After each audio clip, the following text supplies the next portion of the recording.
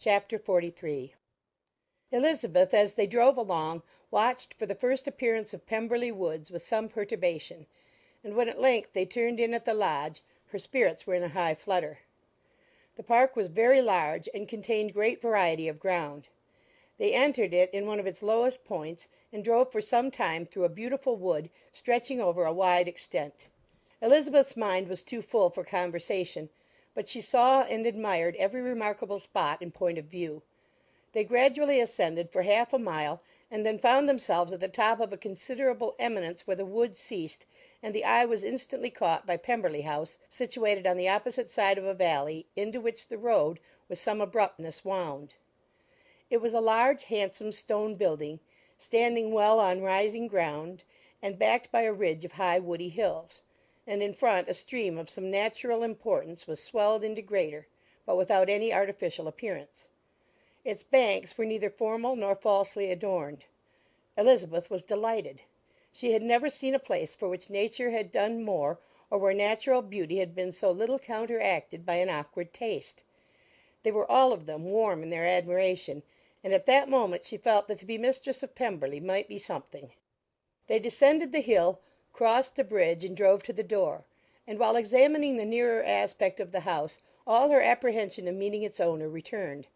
She dreaded lest the chambermaid had been mistaken. On applying to see the place, they were admitted into the hall, and Elizabeth, as they waited for the housekeeper, had leisure to wonder at her being where she was. The housekeeper came, a respectable-looking elderly woman, much less fine and more civil than she had any notion of finding her. They followed her into the dining parlour. It was a large, well-proportioned room, handsomely fitted up. Elizabeth, after slightly surveying it, went to a window to enjoy its prospect. The hill, crowned with wood, which they had descended, receiving increased abruptness from the distance, was a beautiful object. Every disposition of the ground was good, and she looked on the whole scene, the river, the trees scattered on its banks, and the winding of the valley, as far as she could trace it, with delight. As they passed into other rooms, these objects were taking different positions, but from every window there were beauties to be seen. The rooms were lofty and handsome, and their furniture suitable to the fortune of its proprietor. But Elizabeth saw, with admiration of his taste, that it was neither gaudy nor uselessly fine, with less of splendour and more real elegance than the furniture of Rosings. "And of this place," thought she, "I might have been mistress. With these rooms I might now have been familiarly acquainted. Instead of viewing them as a stranger, I might have rejoiced in them as my own, and welcomed to them as visitors my uncle and aunt. But no," recollecting herself, "that could never be. My uncle and aunt would have been lost to me. I should not have been allowed to invite them." This was a lucky recollection. It saved her from something very like regret. She longed to inquire of the housekeeper whether her master was really absent, but had not the courage for it. At length, however, the question was asked by her uncle, and she turned away with alarm, while Mrs. Reynolds replied that he was, adding, "But we expect him to-morrow, with a large party of friends." How rejoiced was Elizabeth that their own journey had not by any circumstance been delayed a day! Her aunt now called her to look at a picture. She approached, and saw the likeness of Mr. Wickham suspended amongst several other miniatures over the mantelpiece. Her aunt asked her smilingly how she liked it. The housekeeper came forward and told them it was a picture of a young gentleman, the son of her late master's steward, who had been brought up by him at his own expense. "He is now gone into the army," she added, "but I am afraid he has turned out very wild." Mrs. Gardiner looked at her niece with a smile, but Elizabeth could not return it. "And that," said Mrs. Reynolds, pointing to another of the miniatures, "is my master, and very like him. It was drawn at the same time as the other, about 8 years ago." "I have heard much of your master's fine person," said Mrs. Gardiner, looking at the picture. "It is a handsome face, but Lizzie, you can tell us whether it is like or not." Mrs. Reynolds' respect for Elizabeth seemed to increase on this intimation of her knowing her master.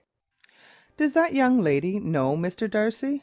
Elizabeth coloured and said, "A little." "And do you not think him a very handsome gentleman, ma'am?" "Yes, very handsome." "I am sure I know none so handsome, but in the gallery upstairs you will see a finer, larger picture of him than this. This room was my late master's favourite room, and these miniatures are just as they used to be then. He was very fond of them." This accounted to Elizabeth for Mr. Wickham's being among them. Mrs. Reynolds then directed their attention to one of Miss Darcy, drawn when she was only 8 years old. "And is Miss Darcy as handsome as her brother?" said Mrs. Gardiner. "Oh, yes, the handsomest young lady that ever was seen, and so accomplished. She plays and sings all day long. In the next room is a new instrument just come down for her, a present from my master. She comes here to-morrow with him." Mr. Gardiner, whose manners were very easy and pleasant, encouraged her communicativeness by his questions and remarks.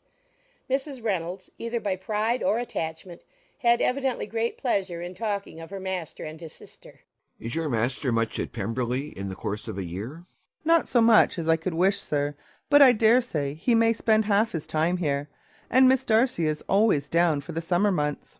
Except, thought Elizabeth, when she goes to Ramsgate. If your master would marry, you might see more of him. "Yes, sir, but I do not know when that will be. I do not know who is good enough for him." Mr. and Mrs. Gardiner smiled. Elizabeth could not help saying, "It is very much to his credit, I am sure, that you should think so." "I say no more than the truth, and everybody will say that knows him," replied the other. Elizabeth thought this was going pretty far, and she listened with increasing astonishment as the housekeeper added, "I have never known a cross word from him in my life, and I have known him ever since he was 4 years old." This was praise of all others most extraordinary, most opposite to her ideas. That he was not a good-tempered man had been her firmest opinion. Her keenest attention was awakened. She longed to hear more, and was grateful to her uncle for saying, "There are very few people of whom so much can be said. You are lucky in having such a master." "Yes, sir, I know I am. If I were to go through the world, I could not meet with a better. But I have always observed that they who are good-natured when children are good-natured when they grow up, and he was always the sweetest-tempered, most generous-hearted boy in the world." Elizabeth almost stared at her. "Can this be Mr. Darcy?" thought she. "His father was an excellent man," said Mrs. Gardiner. "Yes, ma'am, that he was indeed, and his son will be just like him, just as affable to the poor." Elizabeth listened, wondered, doubted, and was impatient for more. Mrs. Reynolds could interest her on no other point. She related the subjects of the pictures, the dimensions of the rooms, and the price of the furniture, in vain.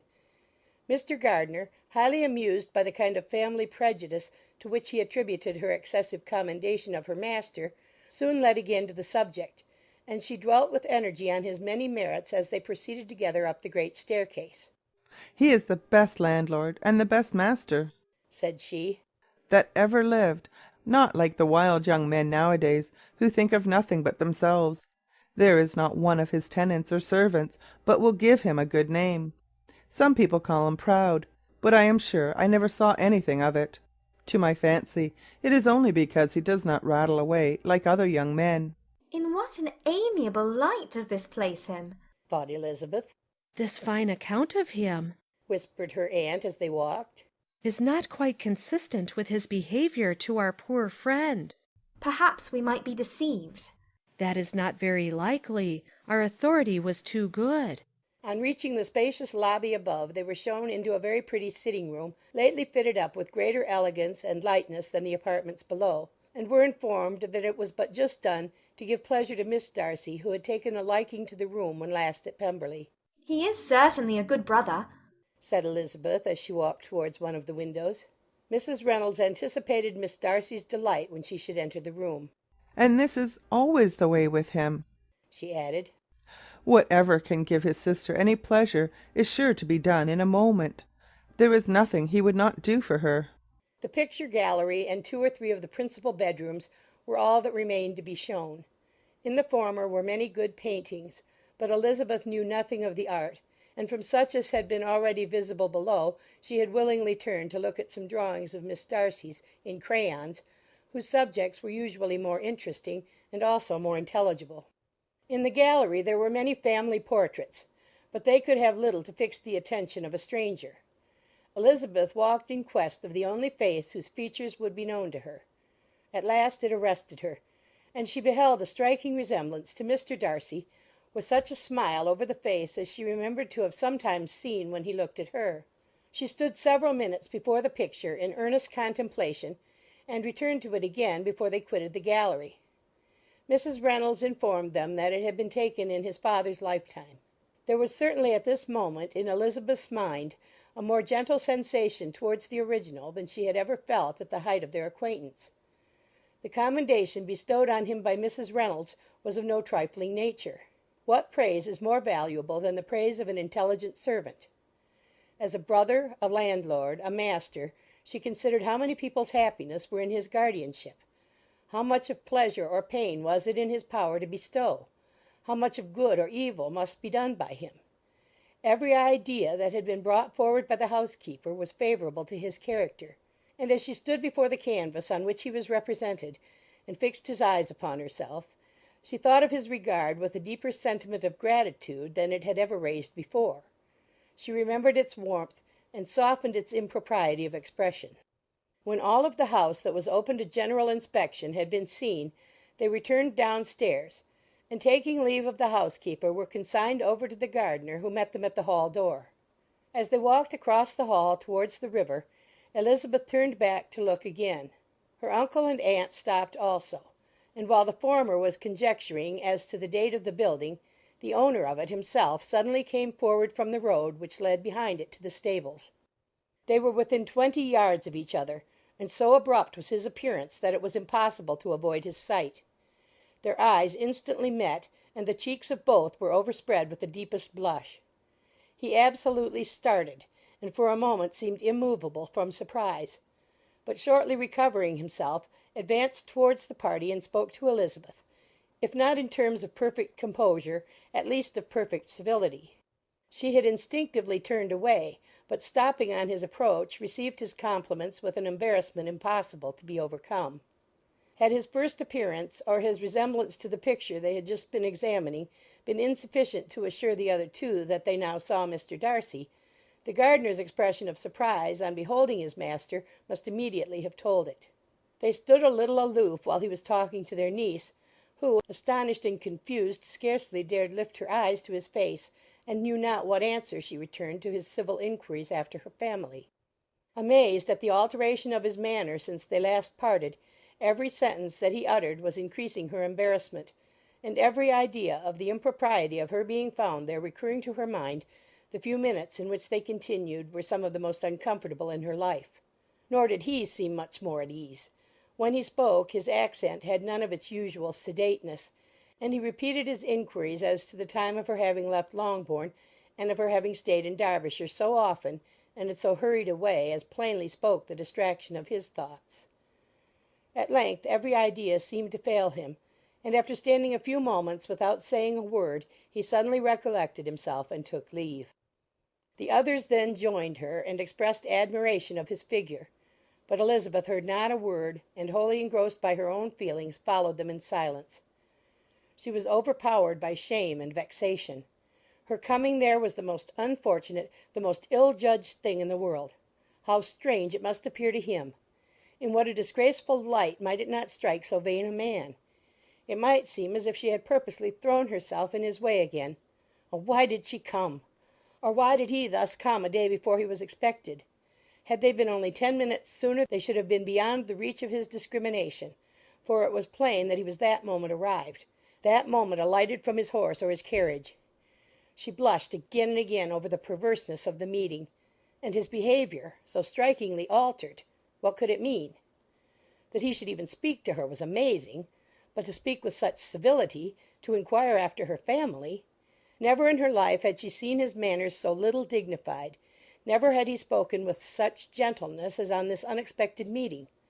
What a contrast did it offer to his last address in Rosings Park, when he put his letter into her hand! She knew not what to think or how to account for it. They had now entered a beautiful walk by the side of the water, and every step was bringing forward a nobler fall of ground, or a finer reach of the woods to which they were approaching. But it was some time before Elizabeth was sensible of any of it, and though she answered mechanically to the repeated appeals of her uncle and aunt, and seemed to direct her eyes to such objects as they pointed out, She distinguished no part of the scene. Her thoughts were all fixed on that one spot of Pemberley House, whichever it might be, where Mr. Darcy then was. She longed to know what at the moment was passing in his mind, in what manner he thought of her, and whether, in defiance of everything, she was still dear to him. Perhaps he had been civil only because he felt himself at ease. Yet there had been that in his voice which was not like ease. Whether he had felt more of pain or of pleasure in seeing her, she could not tell, but he certainly had not seen her with composure. At length, however, the remarks of her companions on her absence of mind aroused her, and she felt the necessity of appearing more like herself. They entered the woods, and bidding adieu to the river for a while, ascended some of the higher grounds. When, in spots where the opening of the trees gave the eye power to wander, were many charming views of the valley, the opposite hills, with the long range of woods overspreading many, and occasionally part of the stream. Mr. Gardiner expressed the wish of going round the whole park, but feared it might be beyond a walk. With a triumphant smile they were told that it was 10 miles round. It settled the matter, and they pursued the accustomed circuit, which brought them again after some time in a descent among hanging woods to the edge of the water, and one of its narrowest parts. They crossed it by a simple bridge, in character with the general air of the scene. It was a spot less adorned than any they had yet visited, and the valley, here contracted into a glen, allowed room only for the stream and a narrow walk amidst the rough coppice-wood which bordered it. Elizabeth longed to explore its windings, but when they had crossed the bridge and perceived their distance from the house, Mrs. Gardiner, who was not a great walker, could go no farther, and thought only of returning to the carriage as quickly as possible. Her niece was, therefore, obliged to submit, and they took their way towards the house on the opposite side of the river, in the nearest direction.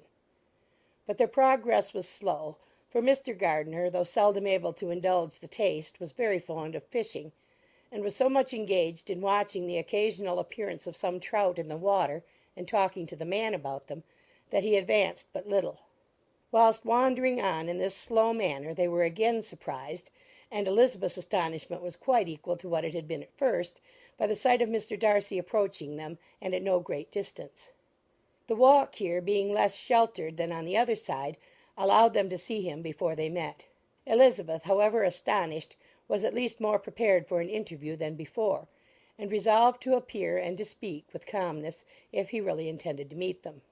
For a few moments, indeed, she felt that he would probably strike into some other path. The idea lasted while a turning in the walk concealed him from their view. The turning past, he was immediately before them. With a glance, she saw that he had lost none of his recent civility, and to imitate his politeness she began, as they met, to admire the beauty of the place. But she had not got beyond the words "Delightful" and "charming," when some unlucky recollections obtruded, and she fancied that praise of Pemberley from her might be mischievously construed. Her colour changed, and she said no more. Mrs. Gardiner was standing a little behind, and on her pausing he asked her if she would do him the honour of introducing him to her friends. This was a stroke of civility for which she was quite unprepared, and she could hardly suppress a smile at his being now seeking the acquaintance of some of those very people against whom his pride had revolted in his offer to herself. "What will be his surprise," thought she, "when he knows who they are? He takes them now for people of fashion." The introduction, however, was immediately made, and as she named their relationship to herself, she stole a sly look at him to see how he bore it, and was not without the expectation of his decamping as fast as he could from such disgraceful companions. That he was surprised by the connection was evident. He sustained it, however, with fortitude, and so far from going away, turned back with them and entered into conversation with Mr. Gardiner. Elizabeth could not but be pleased, could not but triumph. It was consoling that he should know she had some relations for whom there was no need to blush. She listened most attentively to all that passed between them, and gloried in every expression, every sentence of her uncle which marked his intelligence, his taste, or his good manners. The conversation soon turned upon fishing, and she heard Mr. Darcy invite him, with the greatest civility, to fish there as often as he chose while he continued in the neighbourhood, offering at the same time to supply him with fishing tackle, and pointing out those parts of the stream where there was usually most sport. Mrs. Gardiner, who was walking arm in arm with Elizabeth, gave her a look expressive of wonder. Elizabeth said nothing, but it gratified her exceedingly. The compliment must be all for herself. Her astonishment, however, was extreme, and continually was she repeating, "Why is he so altered? From what can it proceed? It cannot be for me. It cannot be for my sake that his manners are thus softened. My reproofs at Hunsford could not work such a change as this. It is impossible that he should still love me." After walking some time in this way, the two ladies in front, the two gentlemen behind, on resuming their places after descending to the brink of the river for the better inspection of some curious water plant, there chanced to be a little alteration. It originated in Mrs. Gardiner, who, fatigued by the exercise of the morning, found Elizabeth's arm inadequate to her support, and consequently preferred her husband's. Mr. Darcy took her place by her niece, and they walked on together. After a short silence, the lady first spoke. She wished him to know that she had been assured of his absence before she came to the place, and accordingly began by observing that his arrival had been very unexpected. "For your housekeeper," she added, "informed us that you would certainly not be here till to-morrow, and indeed, before we left Bakewell, we understood that you were not immediately expected in the country." He acknowledged the truth of it all, and said that business with his steward had occasioned his coming forward a few hours before the rest of the party with whom he had been travelling. "They will join me early tomorrow," he continued, "and among them are some who will claim an acquaintance with you, Mr. Bingley and his sisters." Elizabeth answered only by a slight bow. Her thoughts were instantly driven back to the time when Mr. Bingley's name had been the last mentioned between them, and if she might judge by his complexion, his mind was not very differently engaged. "There is also one other person in the party," he continued after a pause, "who more particularly wishes to be known to you. Will you allow me, or do I ask too much, to introduce my sister to your acquaintance during your stay at Lambton?" The surprise of such an application was great indeed. It was too great for her to know in what manner she acceded to it. She immediately felt that whatever desire Miss Darcy might have of being acquainted with her must be the work of her brother, and without looking farther it was satisfactory. It was gratifying to know that his resentment had not made him think really ill of her. They now walked on in silence, each of them deep in thought. Elizabeth was not comfortable, that was impossible, but she was flattered and pleased. His wish of introducing his sister to her was a compliment of the highest kind. They soon outstripped the others, and when they had reached the carriage, Mr. and Mrs. Gardiner were half a quarter of a mile behind. He then asked her to walk into the house, but she declared herself not tired, and they stood together on the lawn. At such a time much might have been said, and silence was very awkward. She wanted to talk, but there seemed to be an embargo on every subject. At last she recollected that she had been travelling, and they talked of Matlock and Dove Dale with great perseverance. Yet time and her aunt moved slowly, and her patience and her ideas were nearly worn out before the tete-a-tete was over. On Mr. and Mrs. Gardiner's coming up, they were all pressed to go into the house and take some refreshment, but this was declined, and they parted on each side with utmost politeness. Mr. Darcy handed the ladies into the carriage, and when it drove off, Elizabeth saw him walking slowly towards the house. The observations of her uncle and aunt now began, and each of them pronounced him to be infinitely superior to anything they had expected. "He is perfectly well behaved, polite, and unassuming," said her uncle. "There is something a little stately in him, to be sure," replied her aunt. "but it is confined to his air, and is not unbecoming. I can now say with the housekeeper, that though some people may call him proud, I have seen nothing of it." "I was never more surprised than by his behaviour to us. It was more than civil, it was really attentive, and there was no necessity for such attention. His acquaintance with Elizabeth was very trifling." "To be sure, Lizzie," said her aunt. "he is not so handsome as Wickham, or rather he has not Wickham's countenance, for his features are perfectly good. But how came you to tell me that he was so disagreeable?" Elizabeth excused herself as well as she could, said that she had liked him better when they had met in Kent than before, and that she had never seen him so pleasant as this morning. "But perhaps he may be a little whimsical in his civilities," replied her uncle. "Your great men often are, and therefore I shall not take him at his word, as he might change his mind another day, and warn me off his grounds." Elizabeth felt that they had entirely misunderstood his character, but said nothing. "From what we have seen of him," continued Mrs. Gardiner, "I really should not have thought that he could have behaved in so cruel a way by anybody as he has done by poor Wickham. He has not an ill-natured look. On the contrary, there is something pleasing about his mouth when he speaks, and there is something of dignity in his countenance that would not give one an unfavourable idea of his heart. But to be sure, the good lady who showed us his house did give him a most flaming character. I could hardly help laughing aloud sometimes. But he is a liberal master, I suppose, and that, in the eye of a servant, comprehends every virtue."